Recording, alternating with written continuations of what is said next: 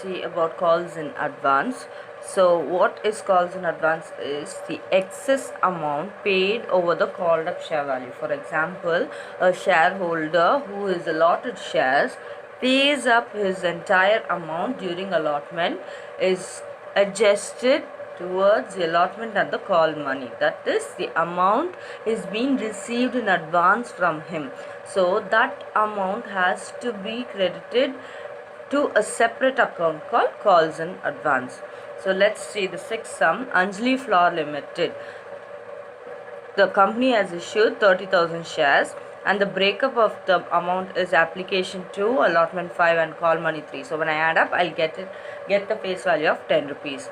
Now at the end of the sum, he has said that all the money payable was duly received, but on allotment, one shareholder paid the balance on his holdings of 500 shares. Give journal entries to record the transaction. So one of the shareholder who's holding 500 shares, during allotment time, he paid the entire value of his share. So that has to be adjusted. So let's go into the journal entries. So the first journal entry is the same as the normal entry. So in the books of Anjali Flour Limited, the journal entries we are going to do. So the first two entries, there's no changes. That is receipt of share application money. So 30,000 shares were issued and the application money is 2 rupees. So 30,000 into 2 is going to be 60,000. The same 60,000 has to be copied here for the transfer of the application money into the share capital. But next, when you do share allotment, you must be very careful. That is, this is where share call in advance account comes. So normally what is the entry which we do for share allotment? It is going to be share allotment account data to share capital.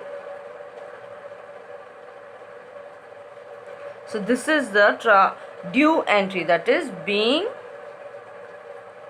allotment due. Here how much of allotment due in the sense is 30,000 shares into 5. So 1,50,000 of allotment money is due. But when you receive the money, that is bank account data to share allotment account, when you receive this money, you have received an extra of 500 share value from one particular shareholder. So it is going to be credited to calls in advance account. So during allotment, for that 500 shares which we receive, it has to be credited to calls in advance while receiving the share allotment money. So this is being allotment money received. So here share allotment is going to be 30,000 into 5. The same what you do here only, you're going to multiply and write it over here. But when it comes to calls in advance, he is paying the call money in advance along with the share allotment. So totally 500 shares. Call amount is 3 rupees per call. So this 3 rupees per call for this 500 shares is being paid in advance by one of the shareholder during the share allotment. So multiply and first write the credit part. So 1,50,000 and calls in advance is 1,500. So add these two and write it to the bank account. So you'll have 1,51,500. So your debit will be equal to your credit. Now next, when you do your call receipt, you have to give this the opposite effect. So here it is in credit, then in call journal entries, this will go to the debit. So the first entry is share first call account data to share capital, that is a due entry. So for the 30,000 shares into 3 rupees call value, we are supposed to receive an amount of 90,000. Next is the receipt entry. So as I told you, the calls in advance which was credited in the allotment entry will be debited here in order to subtract it. So bank account data, calls in advance account data to share first call.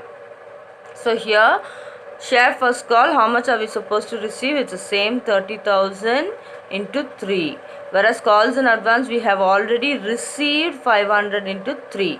The remaining goes into the bank. So here in the credit side for first call it's going to be 90,000, which is the same as your due entry which we are supposed to receive. We have already received 1,500, and when we subtract this to 88,500 is received through calls after adjusting the calls in advance. So this is the simple calls in advance sum.